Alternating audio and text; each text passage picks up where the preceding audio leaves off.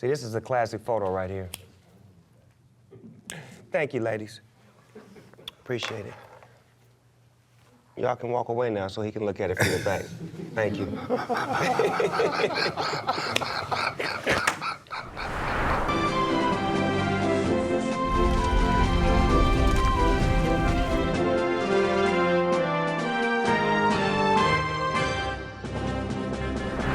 Ladies and gentlemen, boys and girls, you inside the GGN News Network. I'm your host with the most, Finding Nemo, AKA Nemo Hoes. And today on my show, I got somebody that's one of my real homeboys, one of the real legends of comedy, one of the real kings of this thing. I'm talking about the one and only Martin Lawrence.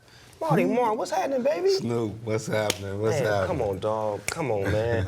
Martin, man, I don't even know where to begin, man. I mean, do I go back to House Party, or do I start with the Def Comedy Jam, or do I go to your show? I mean, where do we start? Well, Do the Right Thing started it all for me. You know, that was the movie kickoff career for me. You know, Spike Lee gave me that opportunity through Robin Harris. Right. So, you know, I got a big opportunity, and then from there, House Party came. So Robin Harris spoke up on you to Spike Lee. Yeah. Yeah, Spike was meeting with Robin at a hotel, and Robin said, Spike, you need to take a look at Martin. You know, he's funny. And Spike said, you performing tonight at the Comedy Act Theater? I said, yeah. So he came down and checked me out, and that rest was history. See, that's dope that people was plugging people up back then. Like, it was never about me. It was always about having the baddest motherfuckers around me. That's how I was on Death Row. I brought RBX, I brought Corrupt. I brought people to the table that I knew that was better than me or was gonna make me better by having these dope spirits around. And that's what you did when you got your show. When you got the Martin show, you had some bad motherfuckers around you, dog. Yeah. What spurred you to create that? I know because you was doing different things, you was doing stand-up, but what made you say, you know what, I want to be on TV and just dedicate my whole time to being on TV? Well, I've seen Cosby doing his own thing, you know, Richard Pryor, all those guys. I wanted my own thing, and I wanted it to be named after me, Martin. And so when I got the opportunity, I just wanted to seize the moment, you know, and just do the best that I could do to make it a hit. So that's why I was doing all the characters, Jerome, all of them. You know, I was trying to do everything I could to make it a hit. What was the goal of the show when you started? To be a hit, to be on the air for some years, and to get the gist of the show across to people about relationships, young relationships and stuff. So, to get that point across. How many episodes did you finally end up doing? 100 and something episodes. So you syndicated? Yeah, we syndicated. See, that's that key word that a lot of y'all don't know. Syndication is key. When you become syndicated, that means that it's going to continue to run and you're going to continue to get paid off of it. Right, Marty? Yeah. I mean, I got to break the game down for the young players that don't understand the game, you know what I'm saying? We don't know because the information that we given sometimes is in bits and pieces, so it's up to us to give us the whole perspective of it all. When you create a television show, you're trying to create that syndication, that word, to where they picking it up in different countries and different markets, and they making your show go when you're not going no more. Right. Because we see your show in different countries, and your show come on as if it was brand new because there's some kids that wasn't born in the 90s that didn't see it. Right. So now they being, raised on it, and they see what the show means to them, so it just keeps the show going on. You like Good Times and What's Happening in the Jeffersons. Yeah. You in that class now, dog. Right. How that feel? Well, I feel good, but people be rolling up on me, voila! I get that a lot, but it's cool. Which character was the biggest for you on that show? Well, I would say the biggest is probably be Shanae. Shanae was bigger than Romy Rome? Yeah, the reason why I say that because Shanae was next door. she was more in the show than Jerome was. Right. And she just had a more integral part than Jerome did in the show. Man, I love Romy Rome when he stepped in. Oh, Romy Rome was the man. You turned us on to the Himalayas. We didn't even know what the Himalayas was. I'm just being honest with you. Now everybody know what the Himalayas is. None of you niggas knew what the Himalayas was till Romy Rome put y'all up on geography, man. Then you had the Players Ball. You brought Antonio Fargas and Huggy Bear in the back and Rudy Ray Moore. You paid homage to the ones who did it before you. That's the part I love, is when you could go back and say, you know what? Let me help out the OGs that may not be popping right now and let me show that they can still pop if I put them in an environment. Right, right. And it was good. We had Walona on, Come on, Janet's man. voice and all of them. It was beautiful, man. Man, you brought all the right pieces to the puzzle with your show, man, and I hate to just dwell on it, but that was some of the best TV I ever seen in my life, man, watching your show. And as I watch it now, it cuts through time. It's like the characters, even Brumman. Yeah. Brumman was, he didn't come by much, but when he came by, he was effective. Yeah, yeah. I got homies like that right now that's just like, bruh, man, they get on my motherfucking nerves. Just come by and grab shit and leave. Like, nigga, you ain't gonna say hi? So, Martin, you had a chance to work with Robin Harris, Eddie Murphy, and Will Smith. Mm-hmm.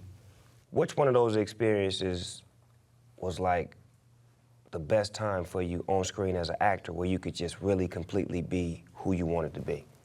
I would have to say playing my role and sticking to it, I would have to say Life with Eddie. You know, because Eddie, you know, I looked up to Eddie. Eddie's my, you know, was like my idol coming up, you know, him and Richard Pryor. So having the opportunity to work with him and be alongside him and watch him work up close, it was like, you know, you be in awe sometimes because you're working with the best. And to see him do what he do and be as sharp as he is and quick as he is, I was just like in awe at times. That is a classic movie. I love it. I love when it come on BET. Just to show you and Eddie together, man, that's like hip-hop if you got two great rappers that you know they deserve each other and they finally do a record or some sort of movement together, you applaud that. That was artistry right there at its finest. Life, you and Eddie. And Bernie Mac was in there too, right? Yeah, Bernie was in there. Jangaline. Jangaline. Motherfucking Jangaline. Come on, man. You done been, and Mark, you done done some classic shit, and then Thin Line Between Love and Hate. Yeah. That probably was the movie that I love from you the most. Well, you was a part of that. Man, you know? I fucking love that movie, man. That you and Bobby Brown, y'all niggas was sick in that movie. Y'all was sick, nigga. You and Bobby B? Yeah. No, but that movie right there, because there's some crazy women in the world, man. Where in the fuck did you get that story from? I was riding down the street and I think I listened to Kevin James' Slow Jam. What? Yeah, and I just listened to Kevin James' Slow Jam and he played Thin Line Between Love and Hate. And I was like, man, that'd be a good ass movie, you know? You know, if you know, a woman wanted to get back at her man or whatever, you know, some shit like that. And then I just went home, started writing it. You know? So you wrote that shit? Yeah. Nigga, that shit was hard. And Lynn played it beautifully, She played man. the shit out of it. Yeah, she did. Oh, she's a great, that's a top 10 movie. Thank you, brother. Top 10, Martin. So what I want to ask now is, now that you're in a part of your career where you done basically done it all. I'm sitting up here naming all these great actors that you done worked with and all these great things you done done, the history that you made, whether it's television, stand-up comedy, Def Jam, your own movies. What is there left to do? I just think keep doing it. I just think keep doing what I'm doing, you know, continue to provide for my family, you know, and just have fun doing what I'm doing until I decide I don't want to do it no more, you know? So what is there out there that is that on your bucket list? Because I got a bucket list that I got for a movie idea that I finally am able to get done after 20 years. Is it the one Beach Bum? Nah, that's the one me and you in together.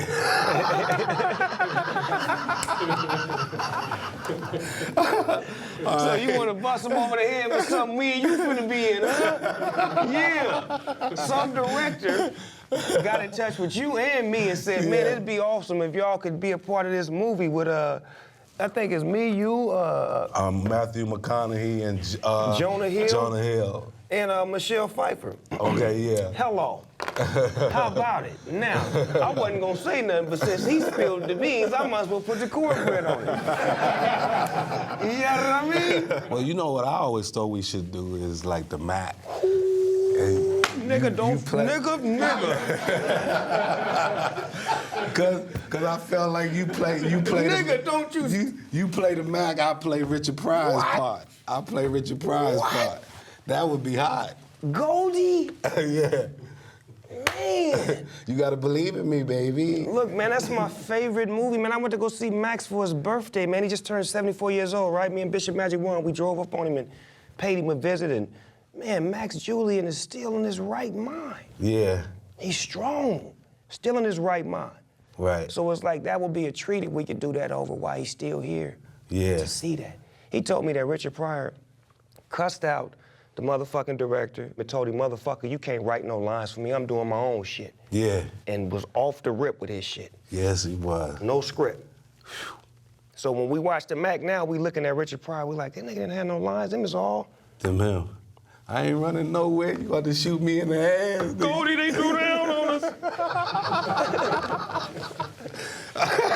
Come on, man, that's my favorite movie of all time. Anybody that know me know that the Mac is #1 in Snoop Dogg's artifacts. I got the Mac playing at all times on one of my TVs. You can know that, or it's about to come on. Either it's on, or it's getting ready to come on, or it just went off. It's perfect for you, though. It's Right? perfect to play that role. It's perfect. Goldie, you know, hey, baby, you don't have to go through all that shit to be with me. my line that I love when baby say, she walk up, she say, Goldie, do you remember me? He said, I would have to lose all the brain cells in my head to forget something as fine as you.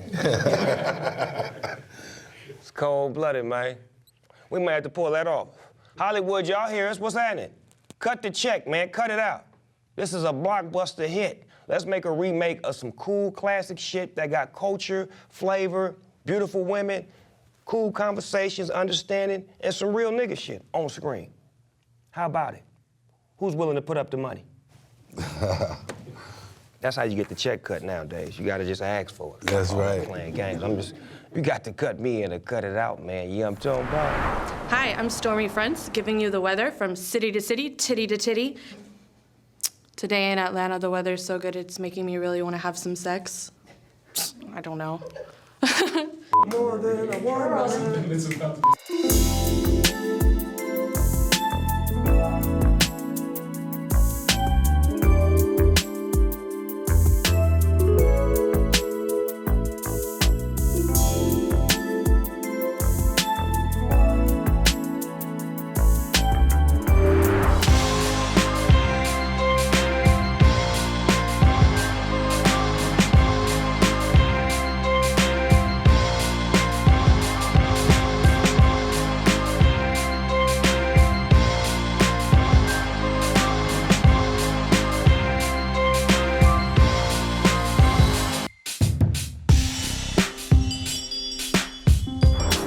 So, Morton, if there was anything you could change about your career, what would it be?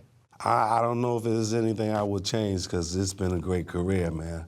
I've gotten to do things I never thought I'd be able to do, see and go places I never thought I'd be able to go. So I don't know that I would change anything. I don't know. Remember when we used to wear those black college hoodie with sweatshirts? Yeah. What the fuck happened to those? I don't know. Nigga, that was the shit, nigga. Nigga, you was wearing them, nigga, we was styling in them motherfuckers, nigga. They was. I know. I don't know what happened All to the historic black colleges. Yeah. The color scheme, I mean. African American College Alliance. Who created that? It was called on the side it said African American College Alliance. Yeah, it was Yeah. a patch on the side, but it was the shit. Like in hip hop, we never bought them. I could never go to the store and buy them. They used to give a bunch of shit to Death Row, and the Death Row niggas wouldn't wear it, but I was wearing that shit. That shit was hard. Man, I missed that shit. I thought you had something to do with it. Nah, I just used that wardrobe. We used to have it for our show. And you never paid for it, right? No. Me neither. Who was the nigga that made it? Did you make any money? Nigga gave the shit away in the business, man. We gonna help you get it back off the ground, man. Where you at? Where you at? Black colleges, we with you. No, that was some informational shit at the time because it was teaching us about historic black colleges that we never knew about through representing these shirts. That was real educational, man. When you was wearing them on Def Jam, we was wearing them in videos and all out in the streets. It was like it was a beautiful message being pushed. I'm trying to figure out where that message is at now. We got to get that back. Figure that out. Do people ask you to bring any of your characters back to life through movie roles or television shows? Yeah, they've asked if will we do a Martin movie, and we've tried to do a Martin movie, but it just never came together. Would you be in the movie, or would you just have somebody play you? No, I would have been in it. I would be in it. You don't want nobody to play you? Nah. I don't, You firm about the nah, nigga, no. Unless they was doing an autobiography of me or something like that. Like, nigga, I'm still here, nigga. I can play me, nigga. What the fuck is you playing me for? And I'm right here, nigga. Get out the way. Right. I wouldn't have did that. Where the fuck was you coming up with these names at, man? I was just making them up. But my favorite episode probably was when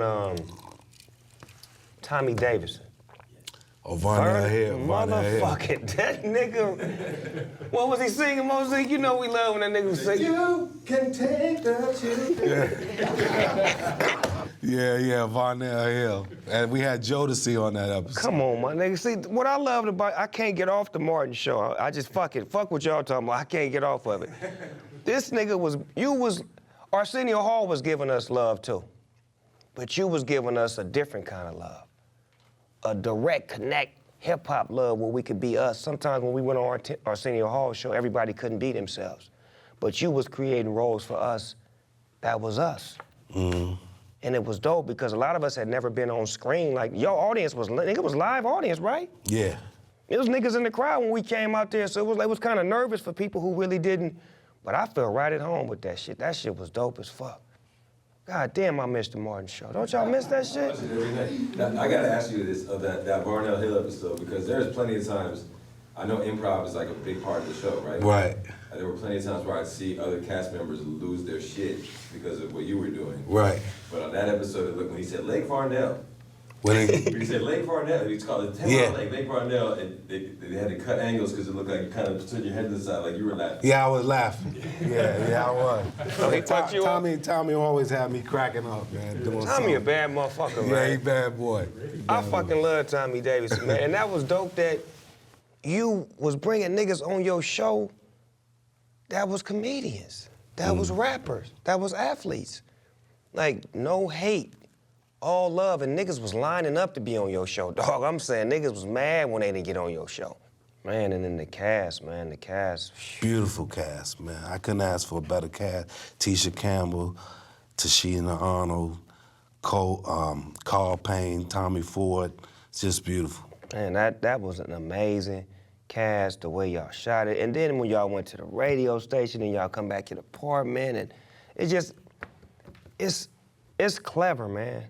I grew up watching Good Times, The Jeffersons, Sanford and Son. Wasn't a whole lot of moving around, but the stories was the shit. Because you felt like they was your stories. That's what your shit was. It was the 90s rebirth of 70s great television. Motherfucking Marty Martin. 25th anniversary. That's when was the first day that it aired? Oh, I don't know dates. Was it August 27th? 25 years ago, don't catch me on the 1992. 92. Wow. God. Damn, the Chronic came out December. Anybody look that up real quick? When did the Chronic come out? Because this shit is neck and neck. They just say around the same time. Anybody got a Google or Siri? Come on now, talk to the phone. The bitch will talk back. Hey, bitch, Siri, what's happening? When was the album out? The album was released. Yeah, it's 92. December 15th, 1992. And I know my shit, man. Because we was watching Martin while we was making the Chronic. Nigga, I'm knowing what I'm talking about, nigga. Because we had comedy in the Chronic. If you listen to the Chronic album, it was comedy sketches and shit in there that we had. Yeah, Ricky Harris. Oh, come on, man. We was doing all kind of funny shit because we was inspired by it. Like, even to this day, we still do, like, funny shit. This show right here is a funny show. This ain't no serious, hard-driven show where we talking politics. We on there talking about life, love, and what we've done and our accomplishments and what we trying to do and, the spirit of love. Right. I'm glad you came to see me today, Marty. Oh, man, I'm glad I came, man. What you working on right now? I'm just chilling, man, reading scripts, seeing what's next for me, What does it take for you to say, I'm in? Well, good check. Right, that's the first piece. Nice check, but a good script, man. But I rarely get a good script. Usually the scripts that I get, you got to make them into something. You got to punch them up. You got to punch them up and make them into something. So if I feel like I can wrap my hands around it and get into it, then you know that's when I get involved. Is there a role that you've always wanted to play? A military. I always wanted to play a military cat for some reason. What military movie is making you feel that way? I used to like Officer and Gentleman back in the day. That was hard. Lou Gossett Jr., Hell Richard yeah. Gere. Love lift us up where we belong. With the eagles high and the mountain high. Nigga, that was the shit, nigga. So would it be Marines? I don't know, Navy SEALs, any of them. Oh, okay, yeah, that fly shit. Yeah. That Navy SEAL shit that underwater for 2.5 minutes. Like a real motherfucking dolphin, then come up. Right. Real shit. I've always wanted to play a lawyer because I feel like I could articulate for my client in the best, way possible, speaking from a lawyer's perspective and from a motherfucking criminal perspective. So just to be a lawyer would be a dream role for me. So Hollywood, if you're out there, I'd love to be a lawyer. I'd represent you. I'll represent you. In a real motherfucking way. Now, let me get to some of this real shit right here. We inside the Smoker Studio, everyday people, AKA real nigga shit. I'm gonna ask you some questions and you answer to the best of your ability. What's the first thing you do or think of when you wake up? My God, and I say my prayers. Hot or cold? For me, hot. Tacos or burgers? Burgers. Chicken wings or chicken breasts? Chicken wings. Ass or titties? Ass. What are your favorite pair of shoes of all time? Ooh, Jordans. What's your favorite thing to cook? Spaghetti. How many times a day do you think about sex? I don't know. That nigga nasty as a mother. He said, oh, shit. Fuck. Why you have to ask that one, dog? I'm nasty as a motherfucker about how many minutes is in a day? No, I don't know, a couple of times a day. I know maybe that's three, right. 3 times Yeah, a keep day. it right. What's the worst job you've ever had? I don't know if it's a worse job, because just having a job is a blessing, Right. so I don't know. If you were stuck on an island for a year and could only listen to 3 albums, what would they be? I had to have you there. Really? I have a Snoop album, a Cube album. Let's see, Monica. I like Monica, the R&B. That's enough right there. You're gonna have some fun and you may get you a little something. Right. If you could remake any movie and star in it, what would it be? Let's do it again. Ooh, nigga. Who you gonna be? I wouldn't know. Mongo Slade? I don't know. I know they writing it for Eddie right now, What? but that's what I hear. They Nigga, writing it. what? Oh, hold on, Eddie. Nigga, wait. Stop the Eddie, nigga, don't have me pull up, nigga. I know how to get there, nigga. I pull up with Val Young, nigga. Don't play no games, nigga. Eddie, look here. Look, Eddie, check it out. Look, nigga. No, I don't mean no. Eddie, look. Come on now. Give me a roll, nigga. Come on, man. Nigga, Mongo Slade or somebody, nigga. Give me a 40th Street Black Boot. I even be Bootney Farnsworth, nigga. Fuck it. I'll be Bootney, nigga. Fuck it. I'll be the nigga in the ring, nigga. I got the size and all that shit. I'll be Bootney, nigga. Let's quit playing, Eddie. Oh, that's a motherfucking great piece of film right there. Okay, this is called Finish the Sentence. I'm gonna start it, you finish it. I always wake up. Ready to work. If I could work with anybody dead or alive, I'd want to work with. Denzel Washington. If I could see anybody perform dead or alive, I'd want to see. Janet Jackson. I look for blank in a woman. Strength and beauty. If I wasn't a boss, I'd be a... Pimp. My favorite position is... Doggy style. My name is Martin Lawrence and I'm a... And I'm a child of God. You can't beat it. You gotta join it.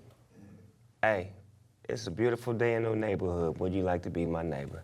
This is the GGN News Network. I want to thank my guest, the one and only, the greatest to ever do it, Mr. Martin Lawrence. He is the greatest to ever do it. I said it to his face, and I'm saying it to your face. We want to thank you, Martin. We love you for everything that you brought to the culture, to the community, to the world, for opening doors, for letting us in, for just being you, man, being funny, being real, you know what I'm saying, being able to withstand the ups and downs and to be strong through it all. That's what we need in this life. We need people like Martin Lawrence. Enough respect, enough love to a real king. Thank y'all for watching the GGN News Network. I'm Nemo Hose, and we out this bitch.